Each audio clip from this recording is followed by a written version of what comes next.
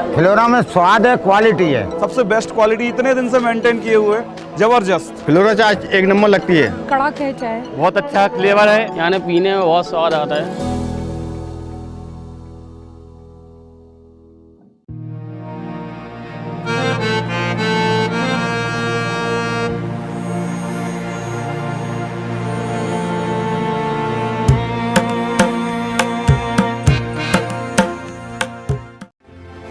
इस खबर के प्रायोजक हैं पूजा श्री डिटर्जेंट पाउडर व केक।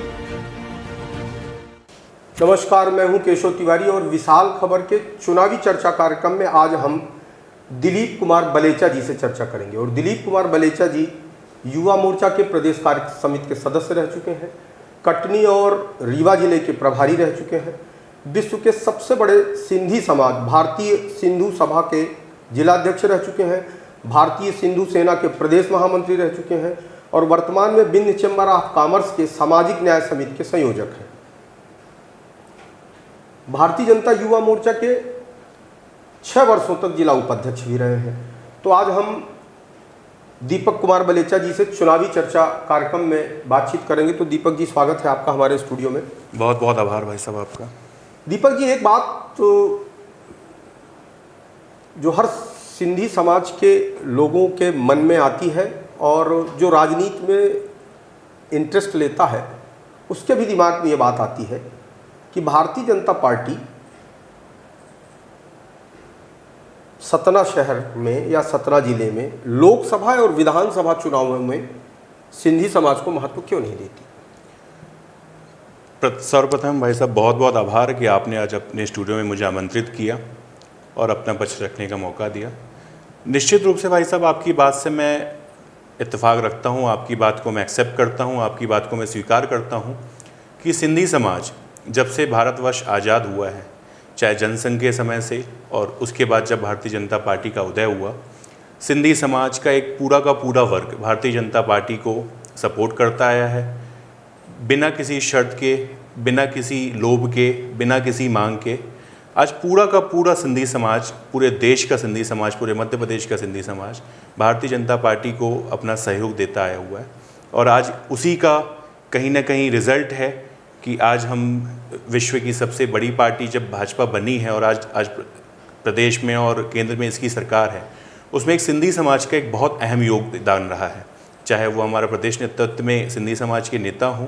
चाहे हमारे केंद्र में बैठे माननीय आडवाणी जी की जो सेवा है भारतीय जनता पार्टी को वो मिली। तो ये बात को मैं आपको स्वीकारता हूँ कि सिंधी समाज पूर्णतः आज़ादी के बाद से अभी तक भारतीय जनता पार्टी को सपोर्ट करता है। लेकिन सतना में उन्हें महत्व नहीं मिलता, इस बात से आप इत्तेफाक रखते हैं या नहीं? हाँ भाई साहब, मैं इस बात से आपका इत्तेफाक कह सकता हूँ कि रखता हूँ। कहीं ना कहीं सिंधी समाज के अंदर भी इस चीज़ की पीड़ा है कि आज की डेट में अगर सिर्फ और सिर्फ मैं सतना विधानसभा की बात करूँ तो 15,000 से ऊपर सिंधी समाज के वोटर हैं। उसके साथ साथ सिंधी समाज में कई ऐसे युवा और वरिष्ठ नागरिक हैं जिन्होंने पूरा अपना जीवन सिंधी समाज को दे दिया। पर कहीं ना कहीं हम भारतीय जनता पार्टी में सेवा भी करते हैं, भारतीय जनता पार्टी को अपना तन मन और आर्थिक रूप से जितना हो सकता है इस पार्टी को सींचते हैं और भारतीय जनता पार्टी की सेवा करते हैं और उनके प्रति समर्पित रहते हैं। पर कहीं ना कहीं जो एक उचित स्थान मिलना चाहिए, चाहे वो सत्ता में हो चाहे वो संगठन में हो, वो भागीदारी सिंधी समाज को कहीं ना कहीं नहीं मिल पाती। इस बात को लेके मन व्याकुल होता है। परंतु चूंकि भारतीय जनता पार्टी के कार्यकर्ता हैं तो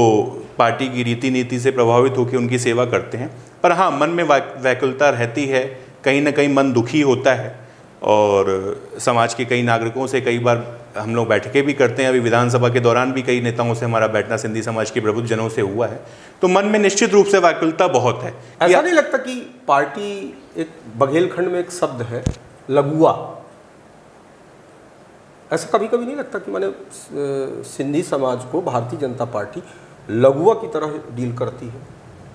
इस शब्द से तो भाई साहब मैं आपका समर्थन नहीं करता हूं कि भारतीय जनता पार्टी सिंधी समाज को एज ए लघुआ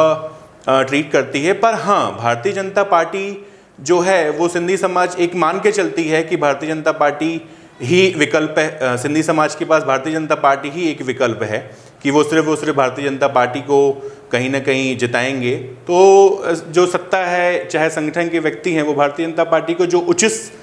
जगह देनी चाहिए, चाहे वो सत्ता हो संगठन में, वो नहीं दे पाती है। तो चलिए मान लीजिए आपको लोकसभा टिकट नहीं मिली, विधानसभा टिकट नहीं मिली, लेकिन भारतीय जनता पार्टी में कभी सिंधी समाज का कोई व्यक्ति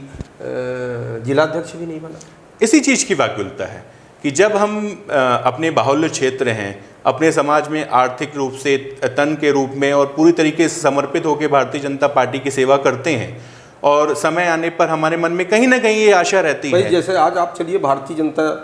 पार्टी में आपको महत्व न मिले, भारतीय जनता पार्टी की तमाम इकाइयां हैं, भारतीय जनता युवा मोर्चा है, भारतीय महिला मोर्चा है, भारतीय किसान मोर्चा है, भारतीय जनता पार्टी का व्यापारी प्रकोष्ठ है। मेरी अपनी जानकारी में सिंधी समाज अगर व्यापारी है तो चलो भैया कम से कम सिंधी समाज को व्यापारी प्रकोष्ठ का ही जिलाध्यक्ष बना दो। निश्चित रूप से भाई साहब, मैं अगर अपनी बात करूं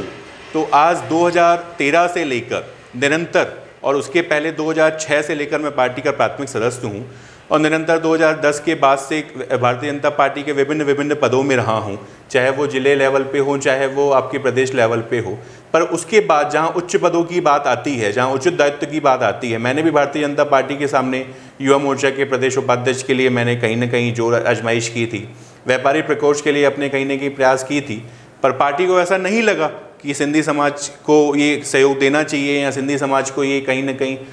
लाभान्वित कर आज पार्टी को करता है। तो मन व्याकुल है, दुखी है भाई साहब, पर निश्चित रूप से चूंकि पार्टी से जुड़े हैं, पार्टी के हर निर्णय को मानना पड़ता है। मैंने अभी एक शब्द जो कहा कि जब तक सिंधी समाज, किसी ने कहा ना कि जब तक बच्चा रोता नहीं माँ भी दूध नहीं पिलाती। अब अगर भारतीय जनता पार्टी को ये चीज़ महसूस हो रही है कि सिंधी समाज जाएगा कहाँ, वोट तो हम ही को देगा, चाहे इनके साथ हम अन्याय करें, चाहे हम इनके साथ जुल्म करें, चाहे हम इनकी उपेक्षा करें,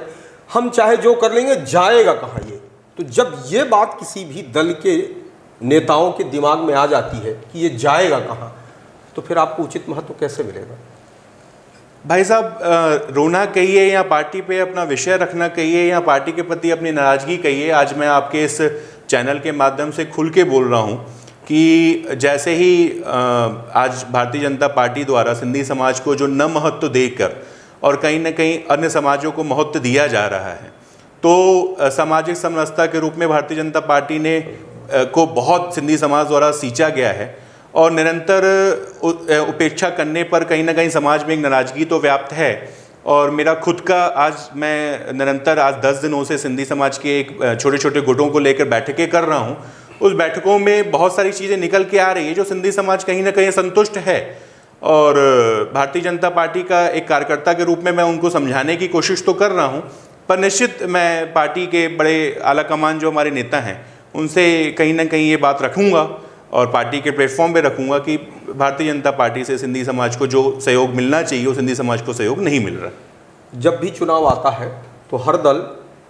अपनी संख्या के आधार पर सौदेबाजी करता है या मांग करता है या ये कहता है कि हमें उचित महत्व दिया जाए। 17 विधानसभा में सिंधी समाज निर्णायक भूमिका में है, मतलब वो जिसके साथ जाएगा उसकी जीत सुनिश्चित हो सकती है। तो आपका वोट तो ले लिया जाता है लेकिन आपको उचित महत्व नहीं दिया जाता। तो आप लोग कभी चुनाव के समय में ऐसी कोई पहल नहीं करते कि भाई आप वोट मांगने तो आ जाते हो लेकिन जब हमें महत्व देने की बात आती है तो आप हमको इग्नोर करने लगते हो, हमारी उपेक्षा करने लगते हो? हाँ भाई साहब, सतना विधानसभा की बात की जाए तो सिंधी समाज का एक पूरा का पूरा तबका सिंधी समाज के उम्मीदवारों के लिए भाजपा से कहीं ना कहीं प्रयासरत था, और अब भाजपा आला कमान के सामने बात भी रखी थी कि आज हमारा जो तबका है वो सिंधी समाज का एक बहुत बड़ा वर्ग, मैंने जैसे कि आपको बताया कि लगभग 15,000 से प्लस वोट जो सिंधी समाज के वोट हैं, और सिंधी समाज वोट जो है चूँकि एक व्यापारी वोट है, वो सिर्फ सिंधी समाज को ही प्रभावित नहीं करता है। सिंधी समाज जो है वो वैश्य समाज हो गया, सिंधी समाज जो हो गया वो जिसको अपन एक व्यापारी वर्ग जो से जुड़ा हुआ है, तो वो सिर्फ अपने समाज से लेकर जो प्रभावित करता है। जैसे अगर मैं खुद की बात करूँ तो मेरे साथ साथ जो मेरे खुद के व्यापारी वर्ग हैं, जो मेरे बाजार में जिनके साथ मेरा डेली उठना बैठना होता है, तो मैं अन्य समाजों में भी कहीं ना कहीं अपनी एक पकड़ रखता हूं। तो हमारे जो 15,000 वोट हैं निश्चित ही सिंधी समाज के लगभग के साथ साथ लगभग 25 से 30,000 वोटों को प्रभावित करने की क्षमता सिंधी समाज रखता है। और यही बात हमने अपने आला कमान तक पहुंचाई थी कि सिंधी समाज को एक उचित स्थान मिलना चाहिए। और सिर्फ सतना विधानसभा ही नहीं, पूरे मध्य प्रदेश में हम लोगों ने बात की थी कि एक हमें सत्ता में भी विशेष भागीदारी चाहिए, जो अभी तक होती दिखती नहीं दिख रही है, और उसके साथ संगठन में भी जो उचित हमें भागीदारी मिलनी चाहिए वो नहीं मिल रही है। इस बात को लेकर कहीं ना कहीं सिंधी समाज के मन में आक्रोश तो है। एक चीज़ मैं बीते 25-30 साल से देख रहा हूँ कि सिंधी कैंप के जो निवासी हैं वो बिना पट्टे के रह रहे हैं,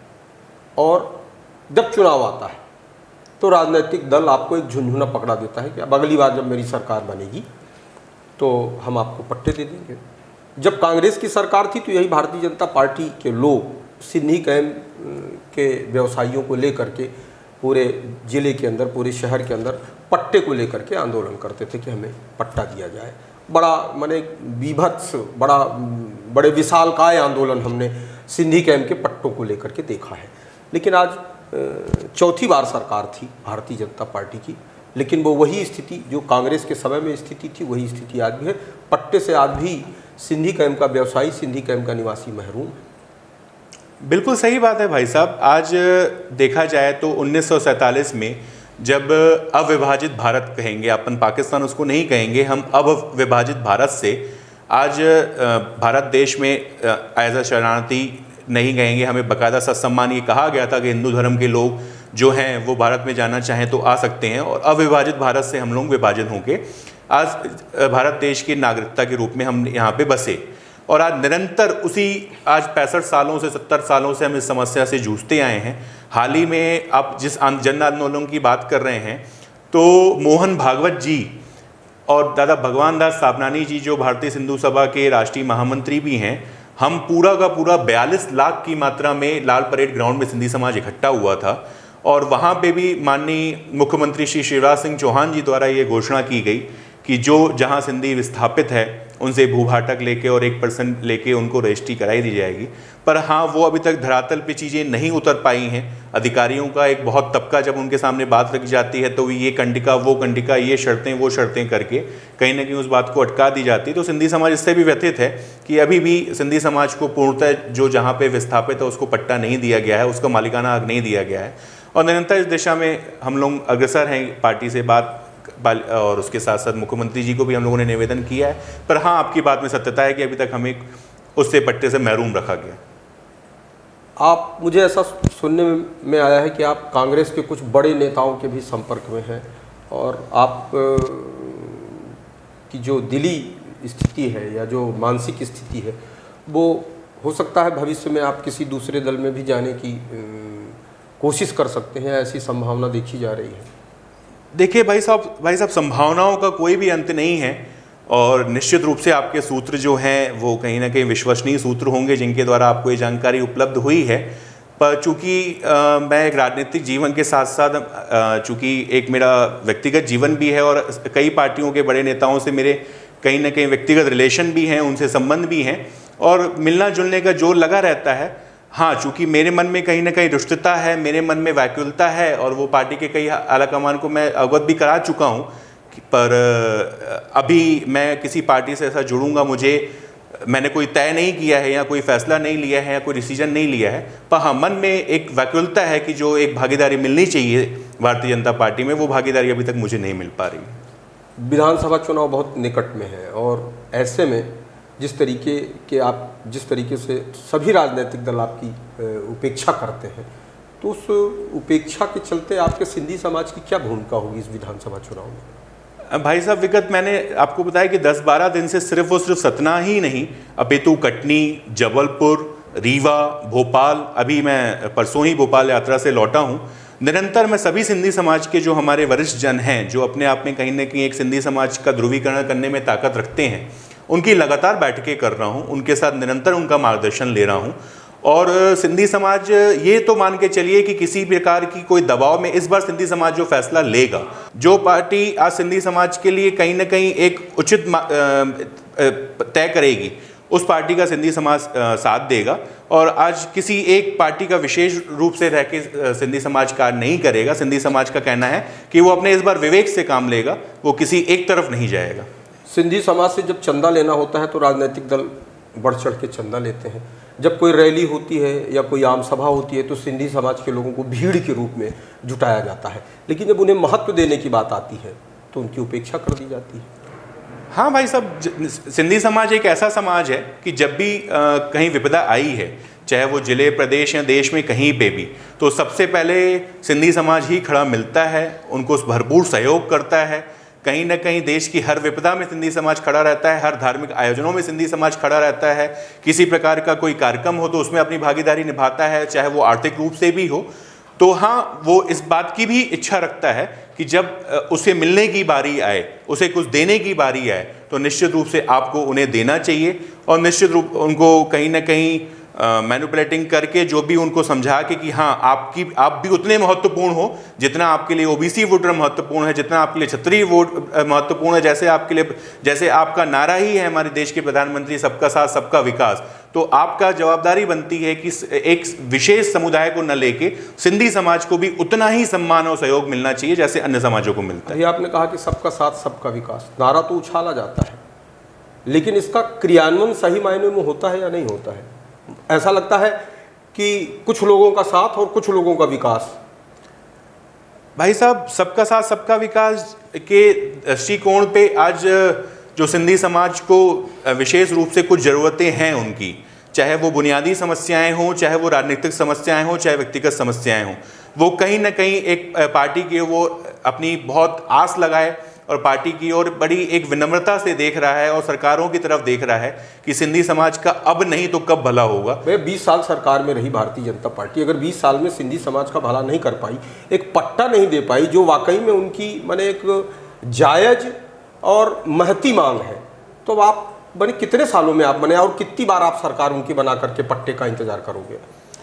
निश्चित रूप से भाई साहब, मैं आपकी बात स्वीकारता हूं कि सिंधी समाज की जो पट्टे की समस्या हो या अन्य बुनियादी समस्याएं हों, चाहे वो धंधे से रिलेटेड समस्याएं हों, व्यापार से रिलेटेड समस्याएं हों, निरंतर पार्टी के बड़े नेताओं को ये बात रखी जाती है और मैं प्रयासरत हूं। और आज आपके चैनल के माध्यम, चूँकि आपका चैनल जो है सतना जिले के साथ साथ पूरे मध्य प्रदेश में बहुत बड़े नेताओं के बीच में देखा जाता है और आपकी बात को बहुत गंभीरता से लिया जाता है, तो आज मैं आपके चैनल के माध्यम से ही अपने पार्टी के आला कमान को और उसके साथ साथ माननीय शिवराज सिंह चौहान जी को निवेदन करता हूं। और कल इत्तेफाक से उनका सतना नगरी में आगमन भी हो रहा है, सतना विधानसभा में आगमन भी हो रहा है, तो ये बात रखना चाहूँगा और बहुत प्रबलता से रखना चाहूँगा, बहुत दृढ़ता से रखना चाहूँगा कि सिंधी समाज की अनेक समस्याओं का निवारण जल्द से जल्द आपके द्वारा किया जाना चाहिए। अभी भी आचार संहिता लगने में कुछ समय बाकी है और अगर आपने सिंधी समाज को ऐसे ही उपेक्षा करते रहे तो कहीं ना कहीं एक दुख का विषय है और बहुत व्याकुलता का विषय। तो बहुत बहुत धन्यवाद दीपक जी, आप हमारे चैनल में आए और हमसे चर्चा की। बहुत बहुत आभार भाई साहब।